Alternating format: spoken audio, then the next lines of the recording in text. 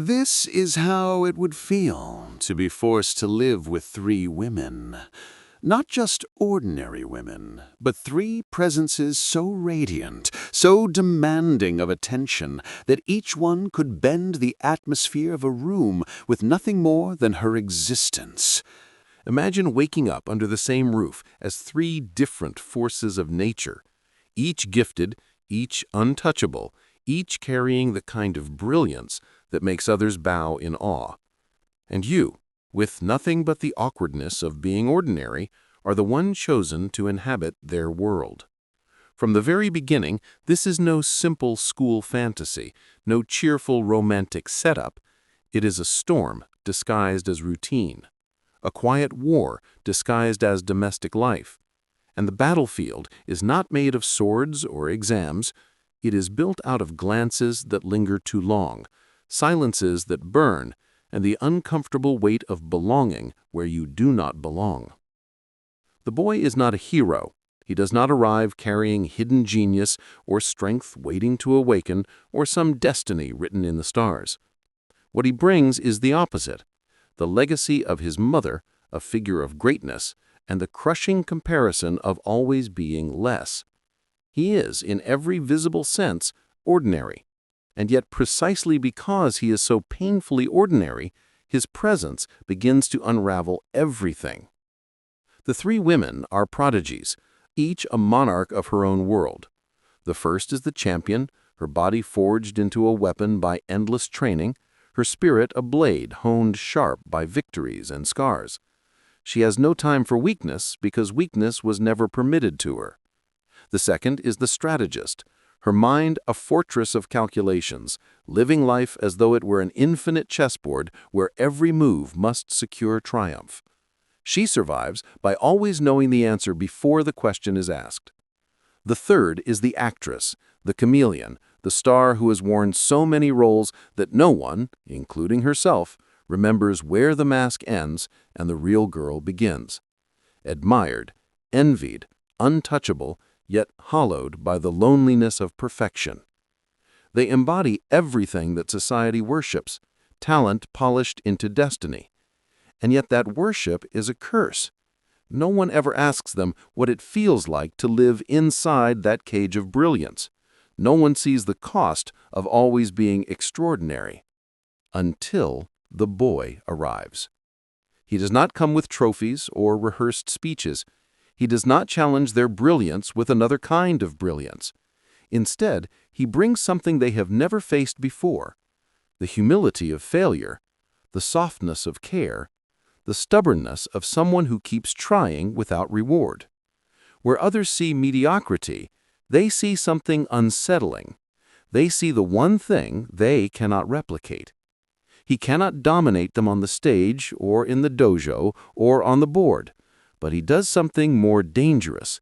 He cooks their meals. He cleans their spaces. He quietly inserts warmth into lives so cold they forgot what warmth was. And in doing so, he shakes their empires. The fighter, hardened by sweat and discipline, discovers the sting of being seen as fragile. He dares to treat her not as an indestructible idol, but as a human being who might also need a hand. That gaze, infuriating as it is, burns deeper than any blow she's ever taken. The strategist, who has lived in a world of absolute control, finds herself disarmed by affection that follows no rules, by choices that cannot be mapped like moves on a board. She hates him for it, yet cannot stop noticing him. The actress, the eternal enigma, is disturbed by his eyes because for the first time someone seems to know when she is performing and when she is not. His presence dismantles her carefully built stage, and in her fear of being exposed, she discovers the possibility of finally being real. What began as an arrangement, forced cohabitation, becomes a crucible for something far more dangerous: the rebirth of family. Because for the boy, this was never about romance alone. It was about the promise left by his mother to create a happy family. And in the irony of fate, he is placed among three prodigies who, despite their brilliance, were never allowed to simply be daughters, never allowed to simply be sisters. They were icons, tools, performers, everything except ordinary. And that is the enigma at the heart of it all. Why does this boy, with nothing to show, change them so much? The answer is unsettling. In a world obsessed with glory, he offers ordinariness. In a house drenched in discipline, he brings the chaos of care. In lives shaped by perfection, he represents failure. And failure, paradoxically, is what reveals the truth of who they are. Every shared meal becomes rebellion. Every casual goodbye is a victory over years of emotional distance. Every ordinary act, the kind anyone else would overlook, becomes a key capable of unlocking chains forged by expectations. He does not seduce them with strength or talent.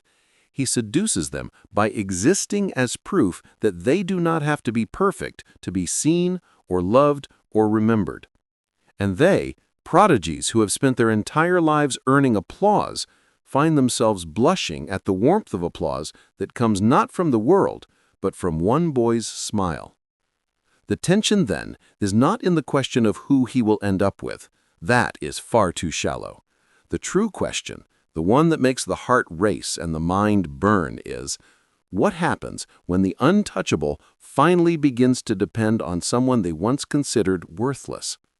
What happens when the pillars of perfection lean against someone built only of flesh, flaws, and sincerity? The fighter cannot understand why her victories feel lighter when he is watching. The strategist cannot explain why her calculations falter when his voice interrupts her solitude. The actress cannot accept why her mask crumbles every time he catches her off guard. And the boy himself is caught between hope and self-doubt, constantly aware that he is both the weakest and, somehow, the strongest presence in the house. The story does not unfold like a competition of love, but like a slow unraveling of illusions.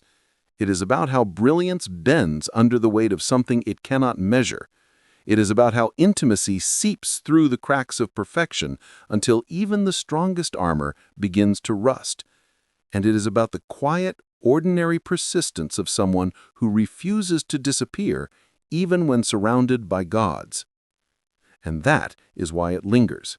That is why it feels addictive.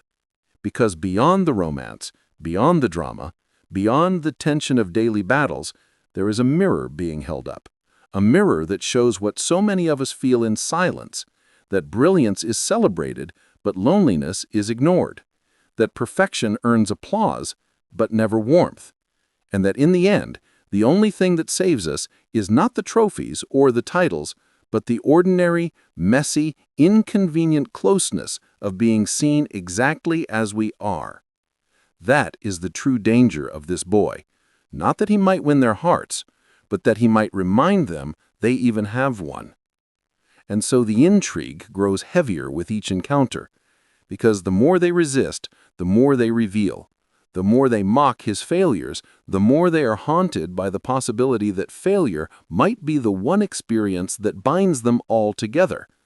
The more they try to stay untouchable, the more they secretly long to be touched, not by adoration, not by applause, but by the warmth of a presence that asks for nothing in return. That is how it feels. That is the reason why this story refuses to let go.